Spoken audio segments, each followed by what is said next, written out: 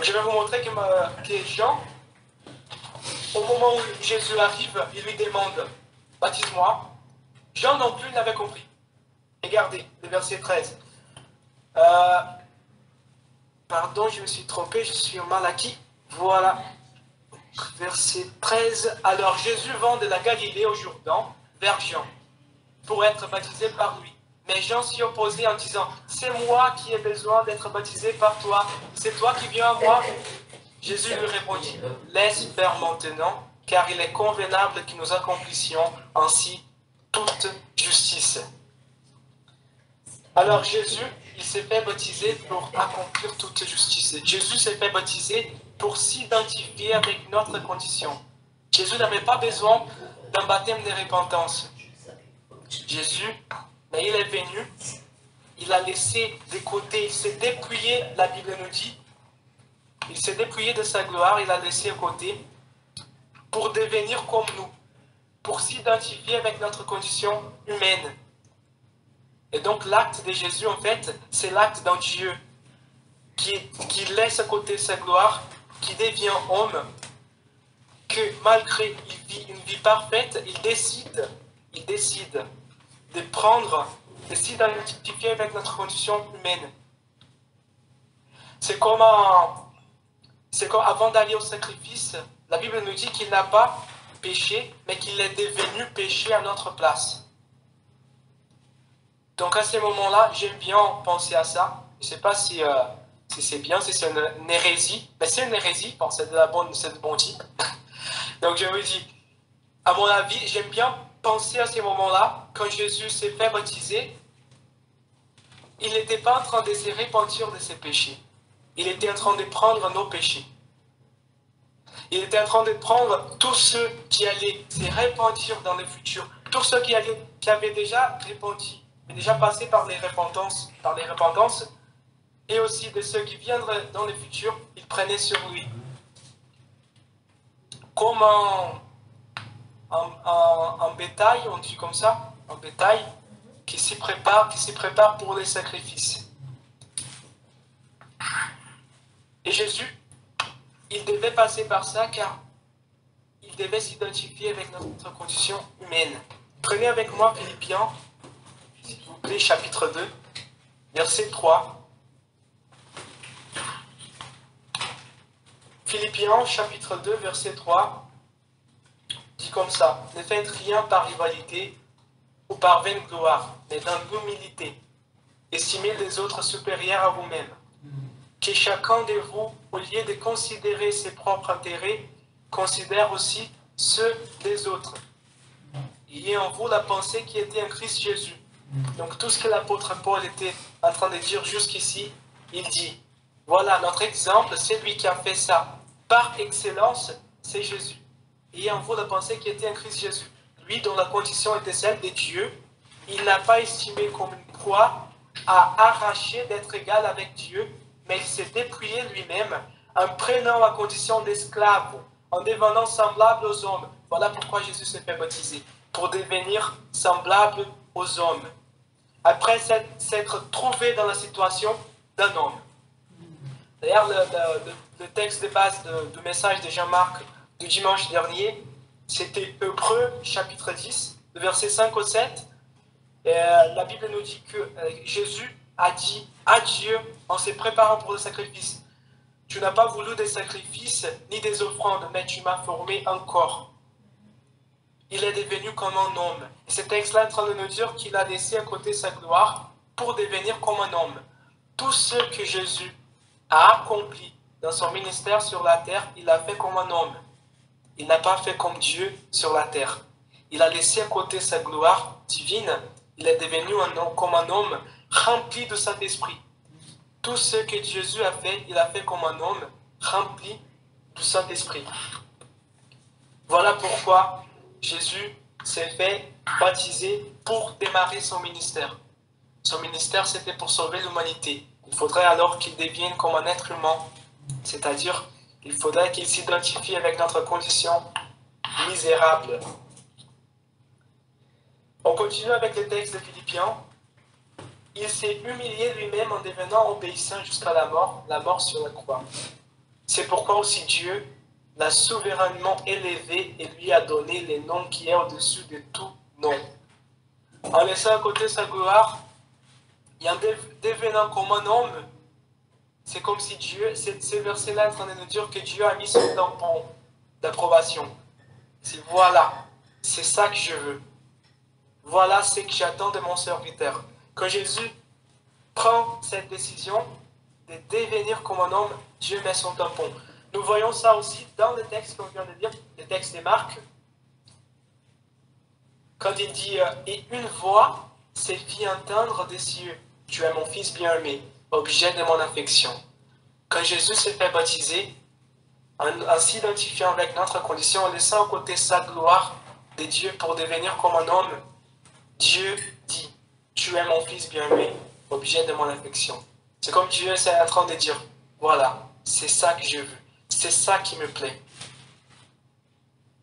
Quand tu laisses à côté ta propre volonté, ta propre gloire, pour, là j'utilise les mots de l'apôtre Paul, vous laissez nos propres intérêts, nous considérons aussi ceux des autres, en ayant la pensée qui était en Christ Jésus, dont la condition était celle de Dieu.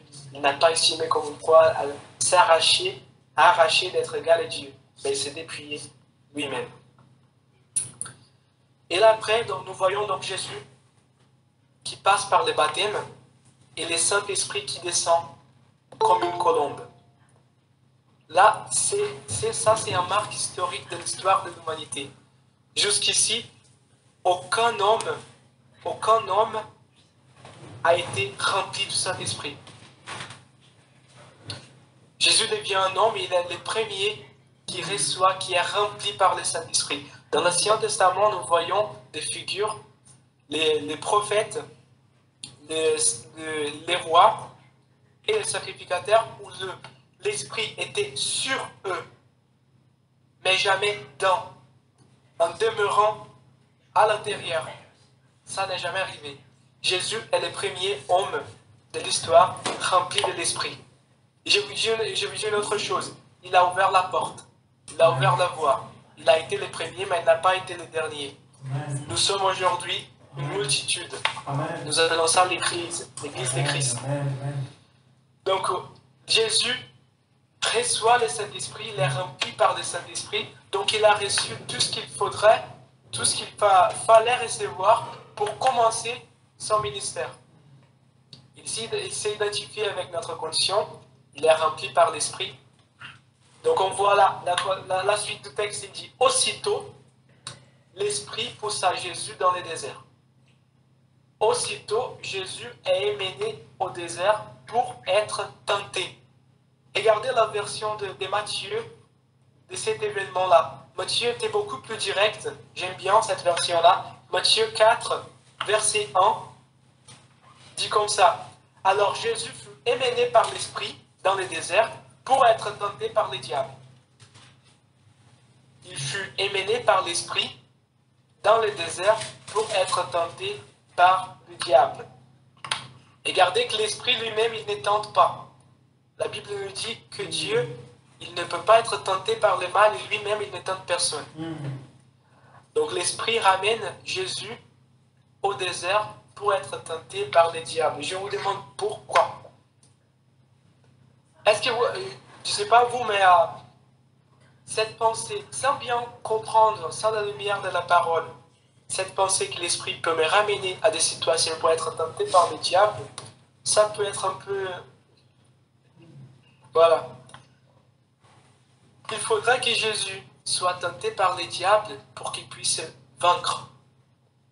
Il faudrait que Jésus ait été tenté par le diable pour qu'il puisse triompher. Il faudrait que Jésus soit tenté par le diable pour qu'il puisse triompher là où tous les autres avant lui ont failli. Abraham, Noé, David, Salomon, même Daniel qui a vécu une vie exemplaire, ils sont quand même tombés. Lorsqu'ils ont écouté la voix du serpent, là j'ai dit de manière figurative, ce qui s'est passé avec Adam, on voit aussi c'est les mêmes choses, les mêmes épisodes qui se passent aussi avec Abraham, avec Noé, avec David. D'autres façons, bien sûr. Et nous avons toujours des hommes qui disent oui à la voix du serpent lorsque ça représente un raccourci, lorsque ça résout un problème, une situation. C'est la voie plus facile. Ils disent oui.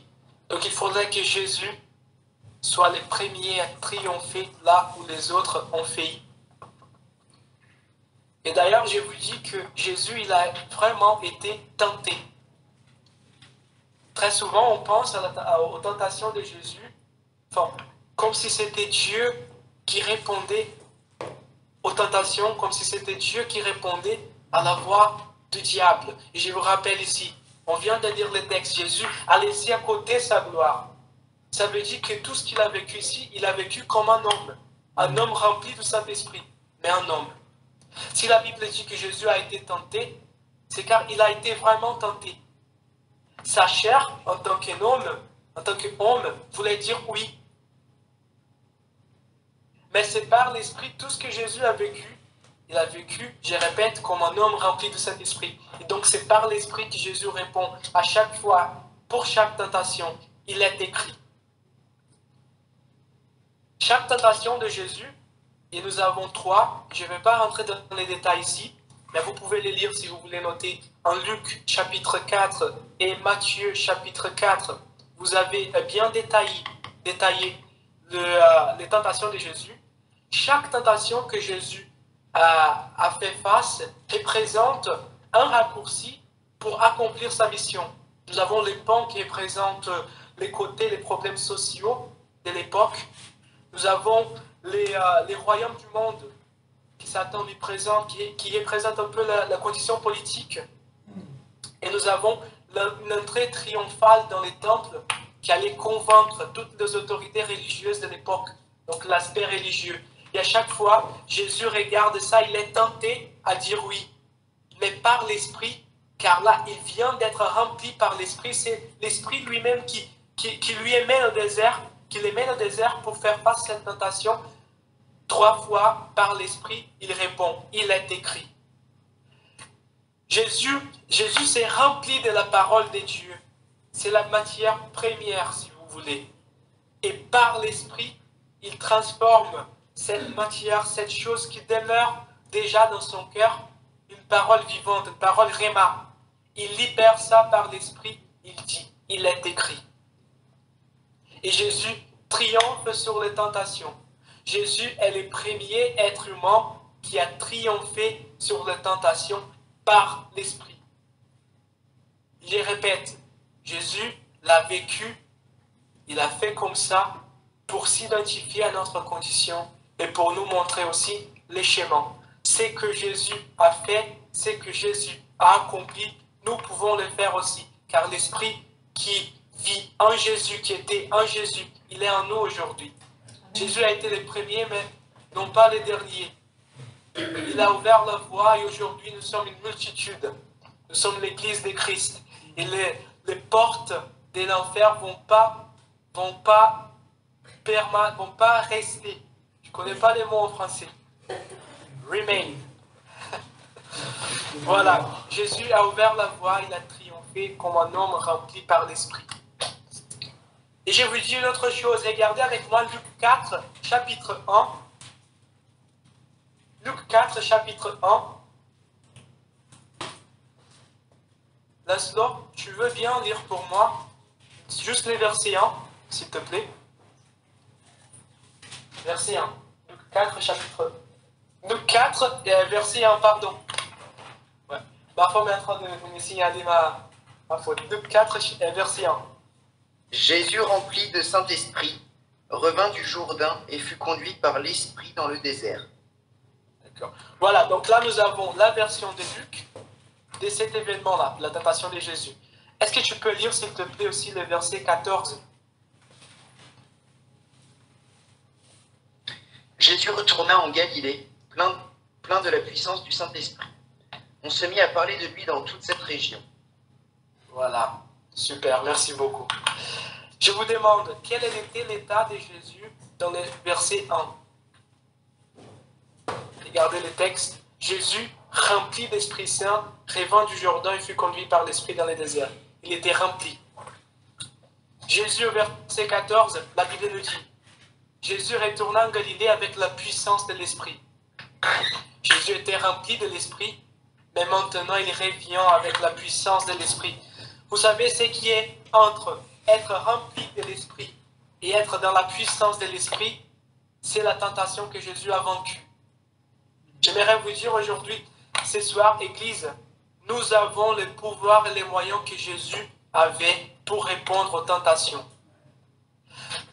À chaque fois qu'on parle de tentation, nous sommes tentés à penser que nous allons toujours tomber.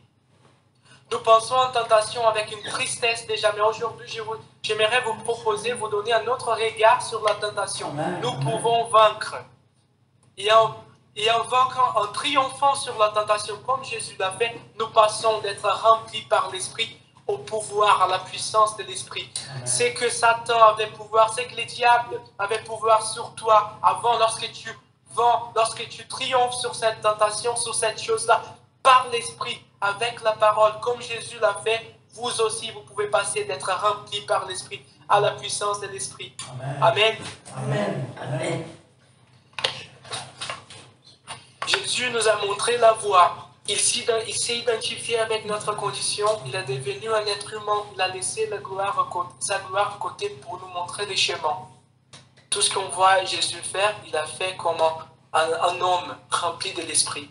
Et nous aussi, en tant qu'Église, nous sommes des hommes remplis par l'Esprit de Dieu. Amen.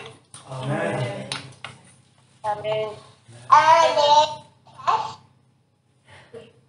Amen. Nous allons continuer.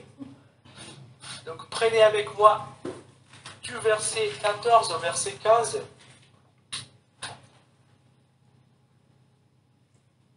Verset 14 dit comme ça. Après que Jean était livré, Jésus alla dans la Galilée, il prêchait la bonne nouvelle de Dieu. Il disait, le temps est accompli et le royaume de Dieu est proche. Répentez-vous et croyez à la bonne nouvelle. Donc Jésus commence son ministère public après la fin du ministère des Jean. Jean-Marc nous a parlé du ministère des Jean la semaine dernière. Jean, il prêchait un baptême de repentance. Et là, nous voyons Jean qui finit son ministère, il laisse la scène et on voit Jésus qui rentre. Il rentre en disant, le temps est accompli et le royaume de Dieu est proche. Répentez-vous et croyez à la bonne nouvelle. Regardez que la préposition « eux » ajoute un deuxième aspect au message des gens. Jean prêchait, répentez-vous. Jésus arrive et dit, oui, répentez-vous et croyez à la bonne nouvelle. La repentance doit trouver sa culmination, si on peut dire comme ça, sa culmination dans le salut, dans le Sauveur. La repentance n'est pas un fin en soi-même. Jusqu'ici, les Israélites, à chaque fois qu'ils entendaient les mots repentance, ils entendaient les mots sacrifice. Ils entendaient les mots essayer davantage. La repentance, jusqu'ici, était un moyen de dire oui, je reconnais mes péchés. Et là, il faut essayer davantage. Il faut présenter des sacrifices, il faut présenter des offrandes, il faut essayer davantage. Mais Jésus, il arrive avec un message différent. Il dit, répentez-vous et croyez à la bonne nouvelle. Et la bonne nouvelle, c'est que Jésus était en train d'échanger ce qui était fait de la même façon depuis 1500 ans. Jésus est en train d'arriver, il dit, ce que vous êtes en train de faire par la loi depuis plus de 1000 ans, je vais changer ça. Ça ne va plus être comme ça. Ça, c'est une bonne nouvelle pour vous. Il dit. J'ai discuté sur ça avec Alessandra. Je me disais, mais tiens, je ne sais pas si... Enfin, tu as vécu toute ta vie de la même façon, en faisant les mêmes choses, en présentant des sacrifices en continu à chaque fois. Tes parents ont fait ça, tes grands-parents ont fait ça, tous ont fait ça. Et là, tu regardes Jésus qui arrive et dit, je vais changer ça. Jésus arrive comme un vent nouveau pour remplacer les vents anciens. Mais les vents anciens étaient là depuis plus de 1000 ans. Et Jésus appelle ça la bonne nouvelle. La bonne nouvelle, c'est que la repentance, on peut imaginer la repentance comme une porte. Jusqu'ici, les Israélites, à chaque fois qu'ils passaient par cette porte, qu'ils passaient par la repentance, il faudrait essayer davantage. Ça, c'était la loi. Ils avaient une liste de règles à garder. Ça, c'était la loi. Mais le vent nouveau arrive et il dit, moi, je donne une nouvelle signification à la loi. Ce n'était pas possible de comprendre avant. Mais moi, je donne une nouvelle signification à la loi. La loi n'était pas pour vous sauver. Elle ne peut pas sauver. La loi était juste pour vous, pour que vous reconnaissiez que vous avez besoin d'un sauveur. Le nouveau but de la loi, c'est d'ouvrir la voie au message du salut. Comme Jean-Baptiste a ouvert la voie à Jésus, la loi a ouvert la voie à la grâce. La loi n'était pas pour sauver. Et pourtant, et bien sûr, les Israélites ne pouvaient pas comprendre ça avant Jésus. Ils ont essayé, au cours de 1500 ans, ils ont essayé de garder la loi. Ils ont failli à chaque fois. Et c'est à la lumière du Nouveau Testament, c'est à la lumière du ministère de Jésus accompli que l'apôtre Paul va dire, le but de la loi n'était jamais de sauver. Le but de la loi était de reconnaître que vous avez besoin d'un sauveur. Le but de la loi était de reconnaître que vous avez besoin que quelqu'un fasse pour vous ce que vous ne pouvez pas faire tout seul.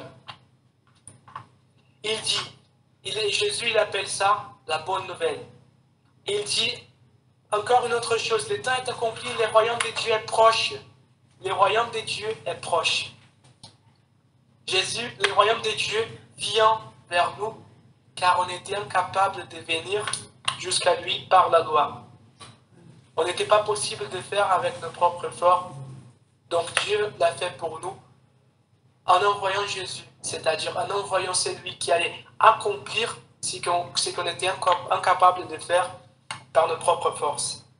Le ministère de Jean-Baptiste laisse la scène pour donner de la place à Jésus, au ministère de Jésus, comme la loi laisse la place pour donner la scène, l'endroit, la place au ministère de la grâce.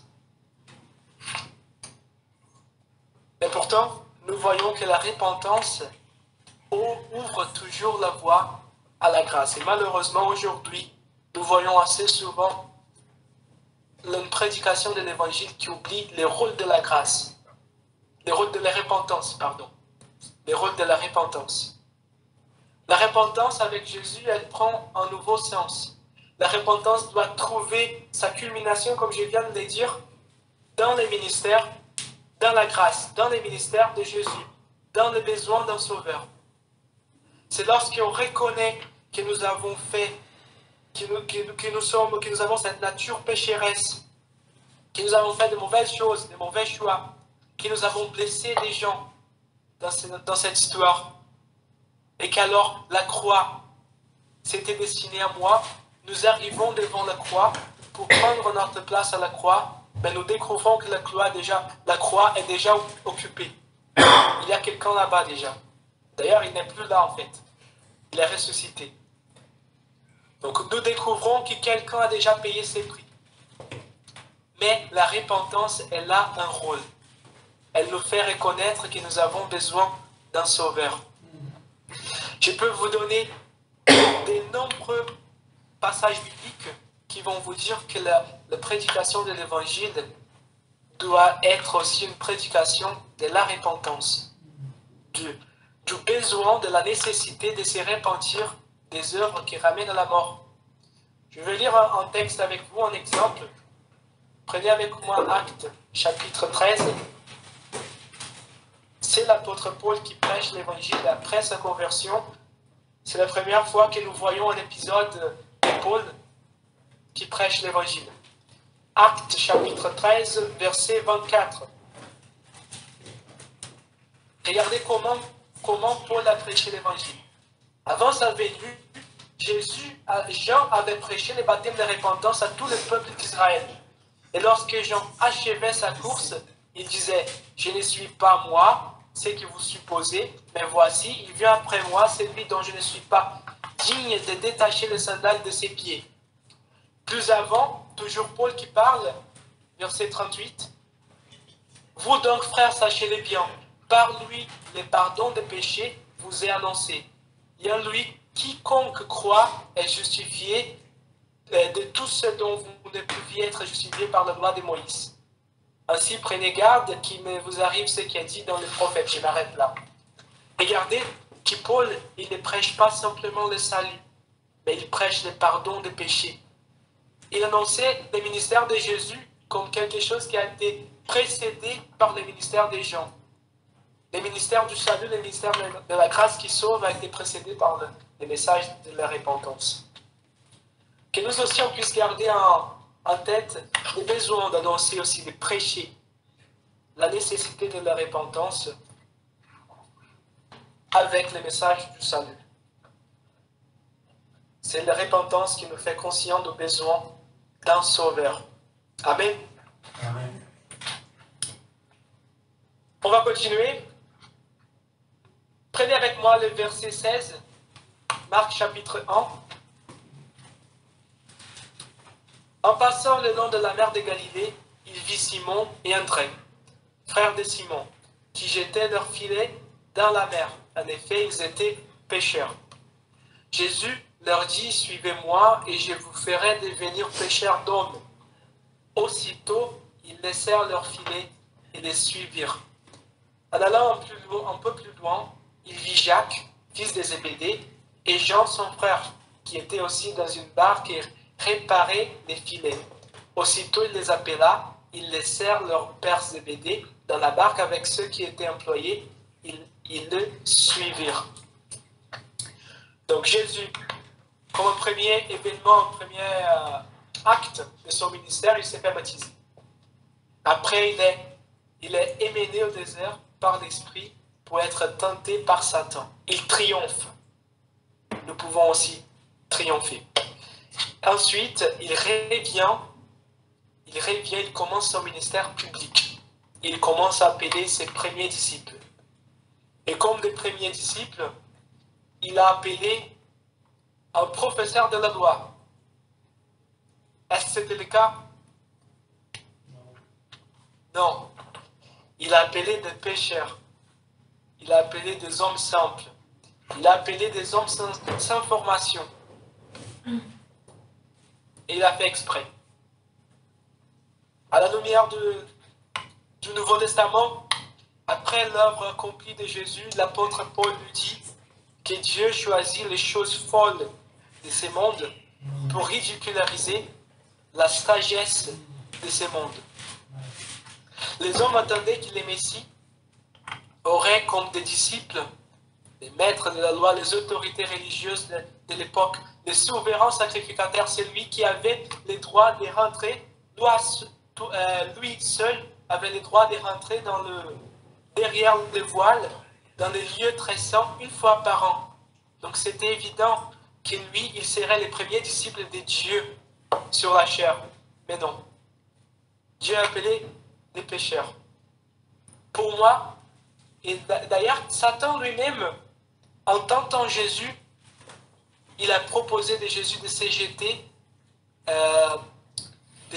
dans le temple et faire une sorte d'entrée triomphale qui allait convaincre sûrement toutes les autorités religieuses qui attendaient Jésus et d'ailleurs prier pour sa venue.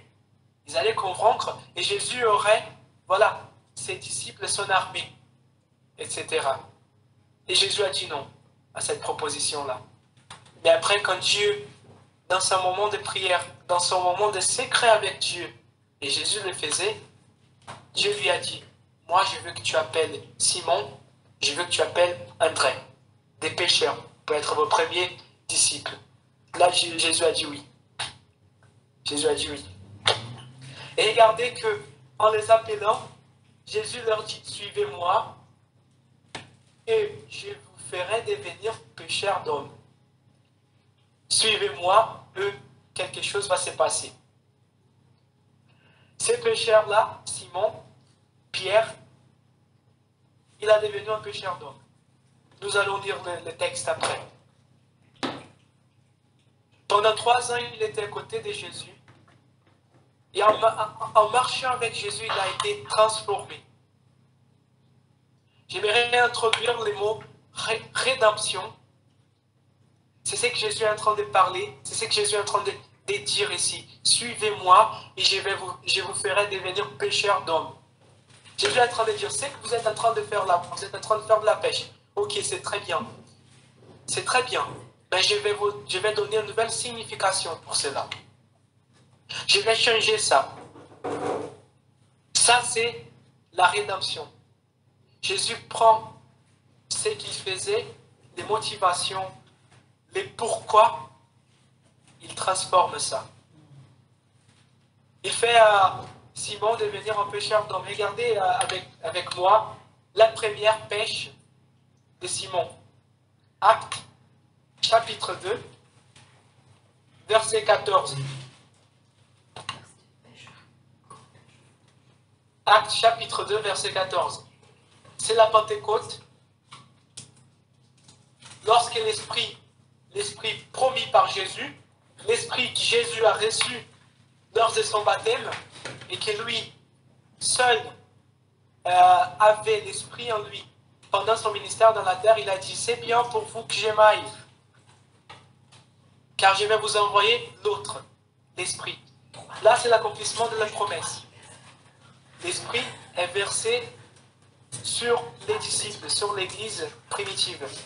Et c'est Pierre qui prêche pour la première fois l'Évangile.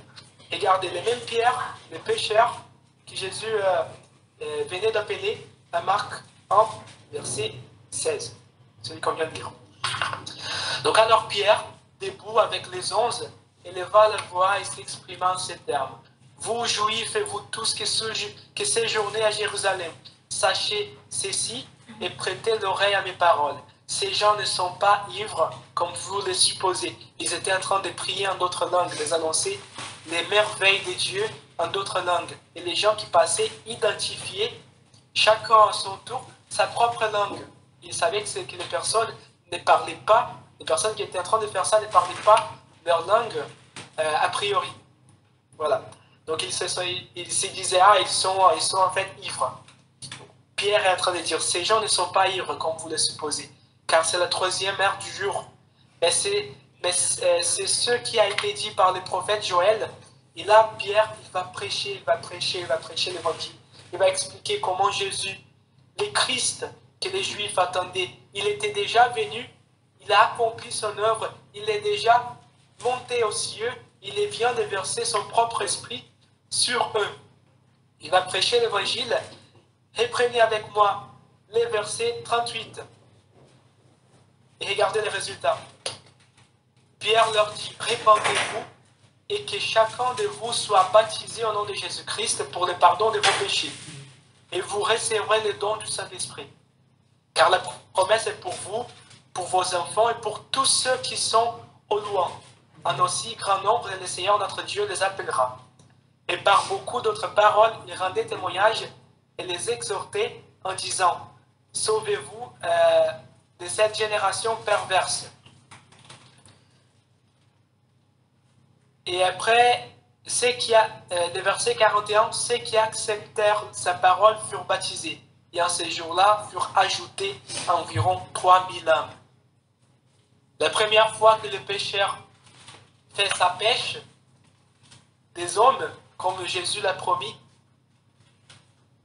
il a capturé, je ne sais pas comment dire, il a capturé 3000 hommes. 3000 âmes. Jésus a dit, je vais redimir ce que tu es en train de faire là. Suivez-moi. Ta partie, votre partie, c'est de me suivre. Et c'est lui qui va faire l'œuvre en toi, c'est moi. Je vais te faire devenir un pécheur d'hommes. Et regardez que les disciples, aussitôt, ils ont répondu. Et j'ai bien aimé la réponse de Kétia tout à l'heure, qui aussitôt a répondu quand Dieu a posé la question. Aussitôt, Kétia a répondu au nom de WSM. Comme Simon a répondu, Simon-Pierre a répondu, comme André a répondu. Comme Jacques a répondu, comme Jean a répondu. Aussitôt, ils ont répondu. Et regardez qu'ils ont renoncé à quelque chose.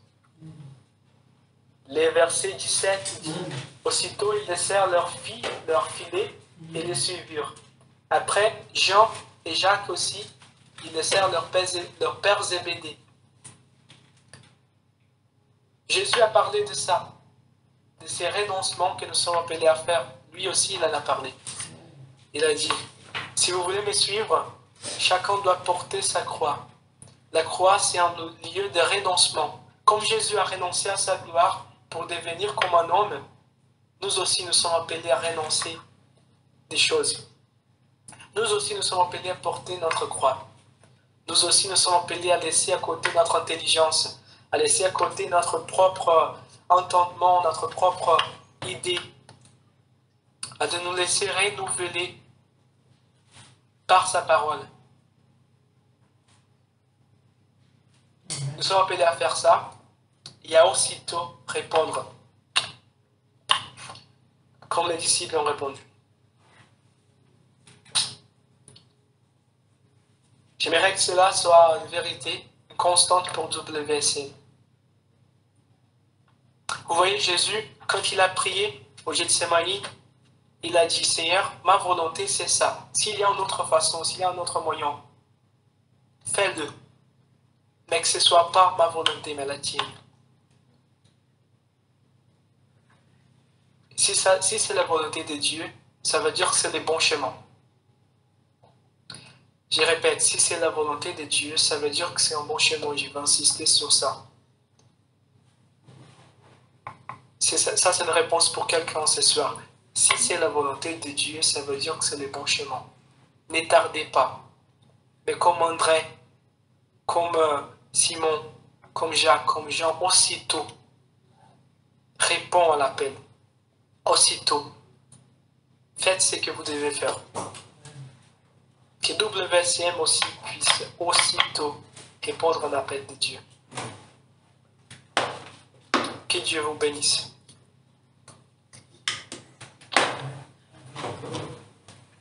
Amen. Merci beaucoup.